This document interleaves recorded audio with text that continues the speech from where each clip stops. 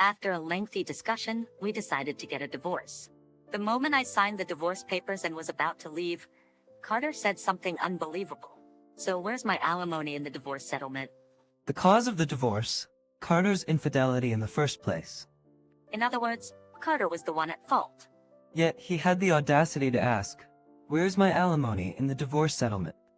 It seems Carter genuinely believes he's entitled to alimony. Divorcing him just isn't enough. I'm gonna corner this fool for good. My name is Mia, I'm 28. I have a husband whom I married 2 years ago. His name is Carter. We met at a company-sponsored party. I work for a fairly large company that owns several subsidiaries. 4 years ago, this party was held, and that's when I happened to meet Carter. Ironically, I'm an executive at the corporate headquarters, a successful career woman. Carter, on the other hand, is a staff member at a small branch of a subsidiary. Naturally, my income is much higher, modestly put, about 3 times that of Carter. When we started dating, Carter was quite concerned about this. Do you think a staff member like me is a good match for someone like Mia? Carter, I don't worry about things like that. But still, I feel inadequate as a man. So, are you gonna give up on our future just because of that? I love you, Mia, but I might cause you hardships. If we become a family, supporting each other is a given, right? Even now, you're supporting me, Carter. Mia? Yeah, you're right. I'll work hard for a promotion. And so, our relationship officially began. After about a year and a half of dating, we got married 2 years ago. Now, in our 3rd year of marriage, our relationship with Carter is still going strong. We openly express our love as a couple, and had agreed to focus on our careers until we had children. One day, as routine would have it, after finishing work, I check my phone and see a text from Carter saying, "I'll be home late." He's apparently grabbing dinner on his own, so I decide to treat myself to a meal out before heading back. After showering, I'm lounging in the living room when I hear the door creak open. "Welcome home," I call from the couch. But as soon as I see him, it's clear that something is off. Carter's face is like a dark cloud. Baffled, I hesitantly speak up. "Carter, what's going on? You look really down. Well. We're a couple after all. If something's up, you can tell me. We're a couple after all." Yeah, you're right. Since we're a couple, we need to talk. Carter nods as if making a difficult decision, then drops a bombshell. "Carter, what's going on? You look really down." Oh, We're a couple after all. If something's up, you can tell me. We're a couple after all. yeah, you're right. Since we're a couple, we need to talk. Carter nods as if making a difficult decision, then drops a bombshell. Mia, I want a divorce. Excuse me? His words shake my voice involuntarily. I question my own hearing. Shocked by this out-of-nowhere revelation, I reply to Carter. Hold on, wait! A divorce? Why all of a sudden? It's, differences in values, I guess. What? You've never mentioned this before. No, it's not that. I realize I'm just not right for you, Mia. What are you talking about? When we started dating, we agreed that supporting each other as a family is a given, didn't we? Well, yeah, but Carter avoids eye contact, stumbling over his words. His behavior was nothing short of suspicious. He is definitely hiding something. Convinced of this, I confront Carter, raising my voice. So you're still dodging the issue? what are you talking about? It's weird, Carter. You suddenly want a divorce out of the blue? Differences in values. That's just an excuse. There's another reason, isn't there? That is... Enough. Just tell me already. Tears brimming, I make my plea, and Carter shows an uncomfortable face. Realizing he can't keep hiding, he drops another bomb. She's pregnant. What? Pregnant? Who is? My girlfriend. Girlfriend? Whose girlfriend are you talking about? My girlfriend is pregnant. That's why I want a divorce. Carter's been cheating? Typically in dramas, you see wives erupt in anger, grabbing their cheating husbands by the collar or cursing them out the moment they find out. But I'm feeling none of that. Instead, my love for Carter cools instantly. My ability to make swift judgments, cutting off anything unnecessary, has contributed to my career growth. What's no longer needed should be discarded immediately. This decisive action is the only way to make it happen. This decisive action has indeed fueled my ascent in the corporate world. This time I labeled Carter as unnecessary in my life. That's all there is to it. Ignoring how I feel, Carter awkwardly peeks at my reactions. At this point, there is no turning back or rebuilding anything. Actually, I don't even want to rebuild. Taking a deep breath, I confronted Carter. So let's get to the point, Carter. You want to divorce me, don't you? Kids need a father, and I want to take responsibility for my girlfriend and our unborn child. You can't even stay faithful to one woman, and now you're talking about responsibility? Don't belittle me. I truly love her. Fine, got it. Then let's divorce. What? Surprised by my quick agreement, eagerly asked, really? Oh, so he really wants to divorce me? I felt a bit hurt, but honestly, it doesn't matter anymore. In my mind, Carter is someone I've given up on. We vowed to love each other, and yet he cheated on me within 2 years. On top of that, he got his mistress pregnant. I despise him. If anything, I'd rather be the one to call it quits. I found myself wanting to cut ties as soon as possible. In order to get this ordeal over with quickly, I snap at Carter. To speed things up, I'll agree to the divorce. But we need to sit down and talk, all three of us, including your mistress. My girlfriend too? Obviously, I'll start preparing to move out. Let's meet at a cafe near the station in a week, okay? Yeah, got it. Great, that's settled then. Now leave. Carter widened his eyes at my words for a moment. Realizing he had no grounds for objection, he quickly began making preparations to leave.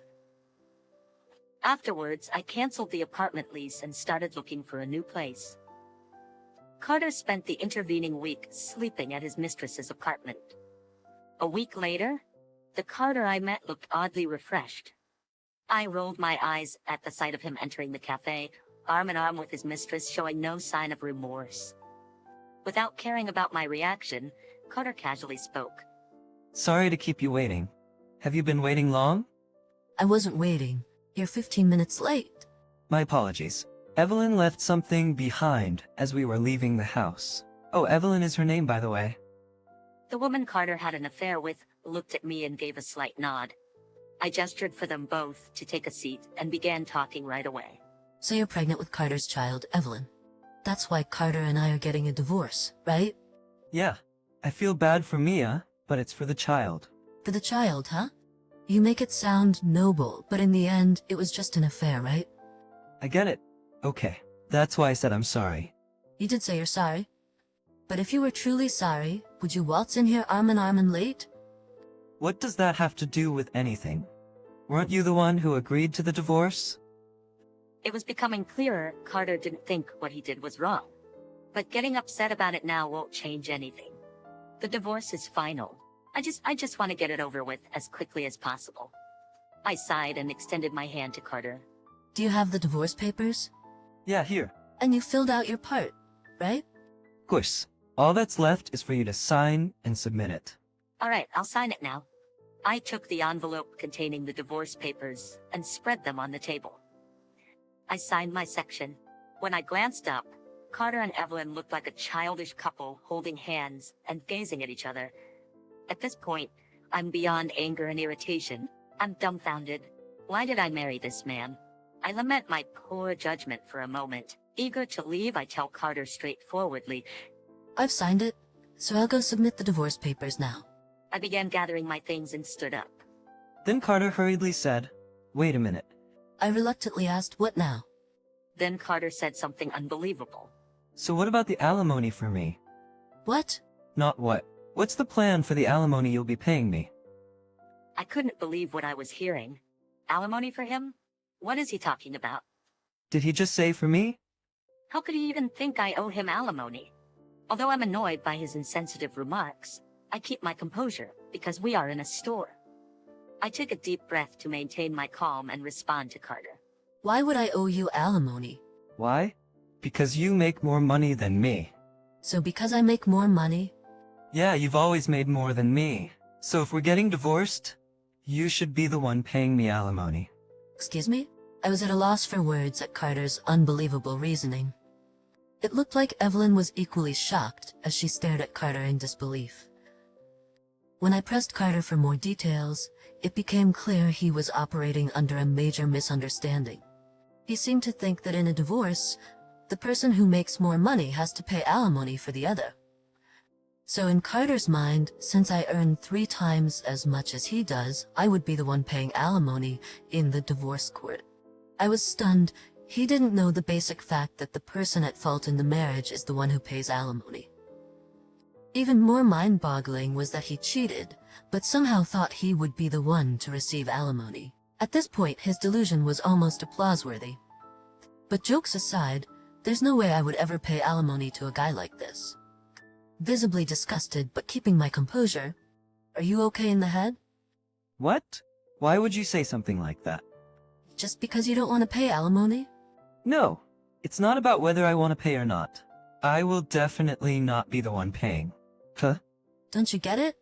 The person who pays alimony is the one at fault, which is you. Me? Carter looked utterly confused, as if he couldn't process the situation. I glanced at Evelyn for support, and she nodded in understanding. Carter, turning pale, pulled out his phone. Divorce, infidelity at fault, alimony. He started hastily typing these keywords and searching. After some reading, he let out a resounding, "This can't be," that echoed throughout the cafe. You almost have to admire the stupidity of this magnitude. Then in the cafe, Carter began to apologize. Wait, Mia. I get that I'm the one at fault, but I can't afford to pay alimony. Excuse me? You cheat and now you say you can't afford it? You know I don't make much. Plus we're about to have a baby. So what? That has nothing to do with me. How could you? Finally, realizing the gravity of the situation, tears filled Carter's eyes. He grabbed my shoulders and began to plead loudly enough for others to hear. Mia, come on. What about us? What are you trying to say? We were so in love. Why are you asking for alimony now? Look, enough is enough. Mia, didn't you ever love me? Or were you cheating on me all along? Excuse me? Carter spouted nonsense, trying to twist the narrative into me being the cheater. At that point, any lingering sympathy I might have had for him vanished completely. At this point, I couldn't care less who was around. I glared down at Carter, raising my voice like never before. Seriously, Carter, get it together. What, Mia? Why should I pay you a dime in alimony after our divorce? It should be the other way around. You should be paying me. You cheat without a care, and then have the audacity to say, "Pay me alimony because you make more money"? Are you kidding me? Don't talk nonsense. Stunned by my outburst, Carter froze. I didn't stop there. You're not the one who should be asking for alimony. I am. I am claiming the maximum amount from you and even from that woman you cheated with. I don't care if you two have a child or not. Fall from grace and make it a spectacular one, both of you. Having said my piece, I grabbed my bag and the divorce papers and left the cafe. I heard my name being called from behind, but I ignored it completely. Later, I submitted the papers to the city office, and my divorce with Carter was finalized. Thanks to my lawyer, I was able to claim alimony smoothly. I billed Carter for $30,000 and Evelyn for $10,000. They both begged for a reduction, but I shrugged it off. They had to borrow money from all sorts of places to pay me. Even with a child on the way, they ended up in debt. I canceled the lease on our apartment and moved into a new home, telling no one the address. I explained the situation to my employer and requested a transfer. I was assigned to a branch near my new home. Now I won't have to see Carter ever again. On the other hand, it seems Carter has successfully remarried Evelyn afterward. I heard he quit his job. Well, got fired is more like it. Though they talked about doing it for their coming child, their future doesn't look bright. Continuing the story, adding more interest to it, it turns out that one of Carter's co-workers happened to be in the same store where we had our divorce discussion. The coworker apparently overheard the entire conversation, and it became the talk of the office. Now Carter is getting cold stares from everyone. Did you hear? He cheated and still asked his wife for alimony. Really? Disgusting. Stupid too. Poor Weiss. Yeah, he was like, she earns more, so she should pay me alimony. Crazy, huh? That's just unbelievable. Makes me sick.